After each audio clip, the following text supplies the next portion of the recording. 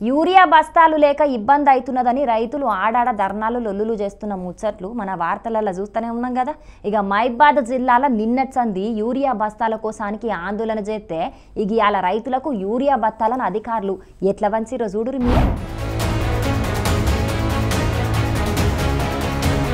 Urea బత్తాలు సరిపోయినన్ని ఇత్తలేరని చెప్పి రైతులు లొల్లికి దిగే వరకు ఇయ్యాల పోలీసులే దగ్గరుండి యూరియా బస్తాలను పంపిణీ చేసే పరిస్థితి మోపైంది. మైబాద్ జిల్లా నరసింహులపేట మండలంలో ఉన్న PACS ల జరిగింది ఇది. పోలీసులతోని రైతులకు టోకెన్లు ఇప్పించుడేంది, రైతులకు సాలినన్ని ఎరువుల బస్తాలు ఇయ్యాలి గాని ఒక్కొక్కరికి 4 బస్తాలు మాత్రమే ఇస్తామంటే ఎట్లయితది? అవేమన్నా బుకేటియా తినేటియా? పొలాలకు మందు చల్లకుంటే పంటెట్లా వండుతదని రైతులు గరానికచ్చిండ్రు. ఎకరానికో బస్తాడు యూరియా ఎత్తాం, మీరు 4 బస్తాలు ఇస్తే 5-6 ఎకరాల పంట పండించటోళ్ళ పరిస్థితి ఏం కావాలని ప్రశ్నిస్తున్నారు. మందు బస్తాల గురించి వ్యవసాయ అధికారులను అడిగినా ఏం సప్పుడు చేస్తలేరు. గిట్లా ఎవ్వలు పట్టించుకోకుంటే మా పంటలు ఏం కావాలి, రైతుల పరిస్థితి ఏం కావాలని బాధపడుతున్నారు.